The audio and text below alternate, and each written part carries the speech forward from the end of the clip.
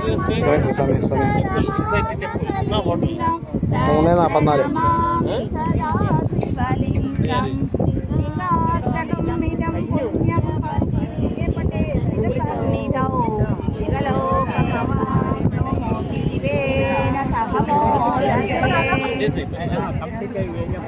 ഹര ഹര നമ പാർവതീപദേ.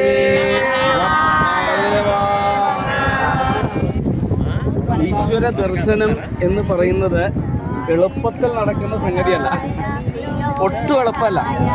അപ്പോൾ നമ്മൾ കഠിനമായിട്ടുള്ള ആ വ്രതവും അനുഷ്ഠാനവും ഈശ്വര ദർശനത്തിന് അനിവാര്യമാണ്. അപ്പോൾ എത്രത്തോളം നമുക്ക് അവിടെ ബുദ്ധിമുട്ടുകൾ സഹിക്കേണ്ടതായിട്ട് വരുന്നുവോ അത്രത്തോളം നമ്മുടെ ഉള്ളിൽ നിന്ന് പ്രാരബ്ധമാണ് ഇല്ലാണ്ടായിത്തീരുന്നത്. അപ്പോൾ ആ പ്രാരബ്ധത്തെയാണ് നമ്മൾ ഒഴുക്കണത്. ഇത് നിഷ്കളങ്കാണ്. നിഷ്കളങ്കം എന്ന് വെച്ചാൽ പാപത്തെ കഴുകിക്കളയുന്നതാണ്. ഇപ്പോൾ നമ്മൾ വെള്ളത്തിലാണ് നിൽക്കുന്നത്. ഈ ഒരു സമയത്ത് കുറേ വെള്ളം ഒഴിഞ്ഞു പോകേണ്ട സമയമായിട്ടുണ്ട്, പക്ഷേ വെള്ളം ഇതുവരെ ഒഴിഞ്ഞിട്ടില്ല. പക്ഷെ വെള്ളം ഒഴിയാതിരിക്കില്ല. അപ്പോൾ നമുക്ക് ഒരുപക്ഷെ എത്ര ക്ഷമയുണ്ട് എന്ന് പരീക്ഷിക്കുന്നതാവാം ഭഗവാൻ. ആ ഒരു പരീക്ഷണത്തിലാണ് നമ്മളും വിജയിക്കേണ്ടത്.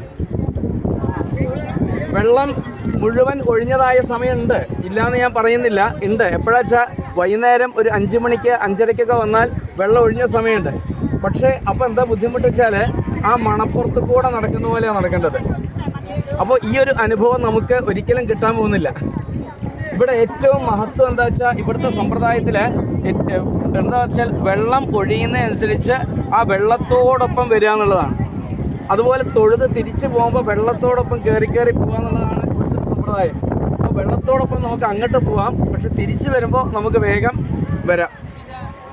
അപ്പോൾ നമ്മൾ ക്ഷമയോട് കൂടിയിട്ട് കാത്തു നിൽക്കുക.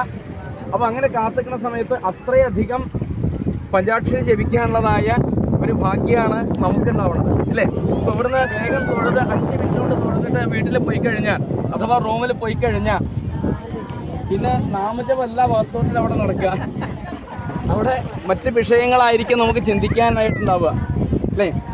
അപ്പോൾ അതുകൊണ്ട് വലിയൊരു പ്രയോജനമുണ്ട് എന്ന് തോന്നുന്നില്ല. അപ്പോൾ കഴിയുന്നത്ര നമുക്ക് വേണ്ടത് എന്താ വെച്ചാൽ ഈശ്വര സ്മരണ. ഇനി ഒച്ചത്തിൽ നാമം ജപിക്കാൻ പറ്റിയിട്ടില്ലെങ്കിലും മനസ്സിലെങ്കിലും നാമം ജപിക്കാൻ സാധിക്കുകയാണെങ്കിൽ അത് അത്യുത്തമമാണത്. ഭൗതികമായിട്ട് വിഷമങ്ങളുണ്ടാവാം, പക്ഷേ മഹാദേവൻ നമ്മൾ ഒരിക്കലും കൈവിടില്ല. ആ മഹാദേവൻ 100% ഉറപ്പുണ്ട്. ആ മഹാദേവൻ നമ്മളെ കൂട്ടിക്കൊണ്ടുപോയിരിക്കും. ചിലപ്പോൾ സമയം പരിധിയിൽ കൂടുതൽ എടുത്തു എന്ന് വരാം. അത് അവിടുത്തെ ഇച്ഛയാണ്. മഹാദേവനാണ് നിശ്ചയിക്കുന്നത്. നമ്മൾ ഈ കേരളത്തിൽ നിന്ന് വന്ന ഈ മഞ്ഞക്കാരെ അവിടെ പോണോ വേണ്ടയോ നിശ്ചയിക്കുന്നത് മഹാദേവനാണ്, നമ്മൾ ആരുമല്ല. അപ്പോൾ കാത്തിരിക്കാം. നമുക്കിപ്പോൾ ഒന്നേ ചെയ്യാൻ സാധിക്കുള്ളൂ.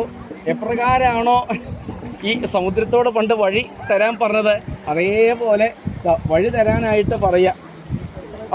വരുണദേവൻ അനുഗ്രഹിച്ച് നമുക്ക് ആ നിഷ്കളങ്കേശ്വരനെ തൊഴാനുള്ളതായ സന്ദർഭം നമുക്ക് ഒരുക്കിത്തരും. നമ്മൾ മാത്രമല്ല, എത്രയോ ജനങ്ങൾ നമ്മുടെ പുറകിലിങ്ങനെ കാത്തു നിൽക്കുന്നുണ്ട്, അല്ലേ? ഇനിയും വന്നുകൊണ്ടേ ഇരിക്കുന്നുണ്ട്. അപ്പോൾ ഇതൊരു അനുഭവമാണത്. ഇത് ജീവിതത്തിൽ വേറെ എവിടെയും കിട്ടുന്ന സംഗതി അല്ലാതെ വേറെ എവിടെയും പോയിട്ട് ഇതുപോലെ കടലിൻ്റെ ഉള്ളിലേക്ക് ഒരു 1.5 കിലോമീറ്ററോളം നടന്ന് പോകാൻ സാധിക്കില്ല. ഇങ്ങനൊരു ദർശനമൊട്ട് കിട്ടൂല. അപ്പോൾ ക്ഷമയോട് കൂടിയിട്ട് എല്ലാവരോടും ഒരു പ്രാർത്ഥനയാണ്, ക്ഷമയോട് കൂടിയിട്ട് നിൽക്കുക, ഭഗവാന്റെ അനുഗ്രഹത്തിനായിട്ട് പ്രാർത്ഥിക്കുക. ഇതാ വെള്ളം കുറേശ്ശെ ഒഴിഞ്ഞുകൊണ്ടേ ഇരിക്കുന്നുണ്ട്. ഈ വെള്ളത്തോടൊപ്പം നമുക്കും പതുക്കെ നടക്കാം. മനസ്സിലെങ്കിലും നാമം ജപിക്കും. നമഃ ശിവായ നമഃ ശിവായ നമഃ ശിവായ നമഃ ശിവായ നമഃ ശിവായ നമഃ ശിവായ നമഃ ശിവായ നമഃ ശിവായ നമഃ ശിവായ നമഃ ശിവായ നമഃ ശിവായ ശിവായ നമഃ ശിവായ നമഃ ശിവായ നമഃ ശിവായ